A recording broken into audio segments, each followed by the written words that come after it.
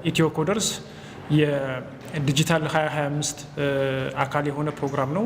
በክቡር ጠቅላይ ሚኒስትር ኢኒሼቲቭ የተጀመረ ነው። ይህን ፕሮግራም እንግዲህ 5 ሚሊዮን የኢትዮጵያ ወጣቶችን የኮደርስ አቅማቸውን እንዲያድግ ለማድረግ ታቅዶ የተጀመረ ፕሮግራም ነው። ዋና ዓላማችን እንግዲህ የዲጂታል ስኪልን ከፍ በማድረግ የዲጂታል ትራንስፎርሜሽን ማምጣት ነው። ወጣቶች እንዲሁም ሌላው የማህበረሰባችን ክፍል የዲጂታል ስኪሉን ከፍ በማድረግ የዲጂታል ኢኮኖሚው ላይ አዎንታዊ አስተዋጽኦ እንዲያበረክት ለማድረግ ታልሞ የተሰራ ነው። በዚህም እንግዲህ የስራ ፈጠራን ማበረታታት ዓለም አቀፍና አህጉር አቀፍ ተወዳዳሪነትን ብቻ ሳይሆን ተወዳድሮ የማሸነፍ አቅምን ለማጎልበት ታቅዶ የተሰራበት ስራ ነው። ሌላኛው ለኢንቨስትመንት አካባቢውን ምቹ ማድረግ ነው። እንግዲህ ሁላችንም እንደምናውቀው ያው ኢንቨስተሮች ወደ አንድ አካባቢ በሚሄዱበት ጊዜ ከሚፈልጉት አንደኛው ዋነኛ ነገር ለቢዝነሶቻቸው ምቹ የሆነ አቅም ያለው የሰው ኃይልን ነው።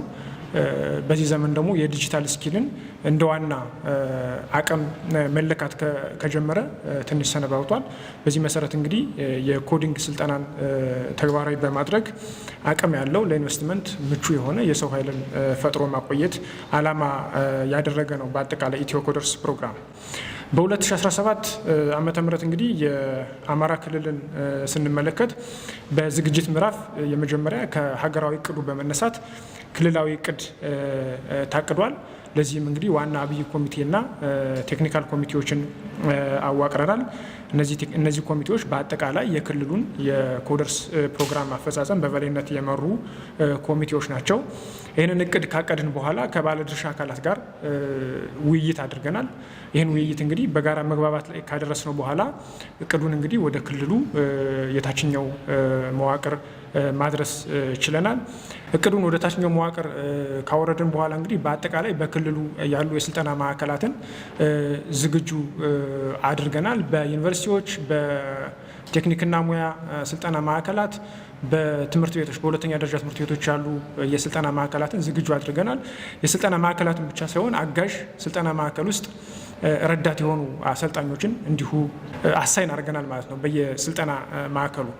ይህንን ካደረግን በኋላ የንቅናቄ ፕሮግራም ጀምረናል። በየትኛውም ባገኘነው ሁሉ ሚዲያ፣ በሁሉም ሚዲያ፣ በሚኒስትሪ ሚዲያው፣ በሶሻል ሚዲያ እና በተለያዩ መድረኮች የኢትዮ ኮደርስ ፕሮግራም አጀንዳ እንዲሆን አድርገናል። በዚህም እንግዲህ ቁጥራቸው በርከት ያሉ ሰልጣኞች ወደ ኢትዮ ኮደርስ ፕሮግራም እንዲገቡ አድርገናል።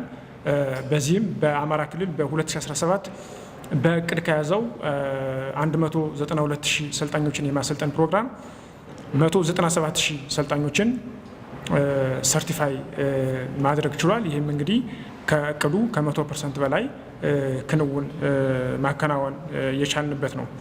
በ2018 የአማራ ክልል ከ268,000 በላይ ሰልጣኞች ሰርቲፋይ ይደረጋሉ ብሎ በእቅድ ይዟል። ይህንንም እንግዲህ ከአምናው አፈጻጸም በመነሳት ብዙ ልምድ የወሰድንበት ነው።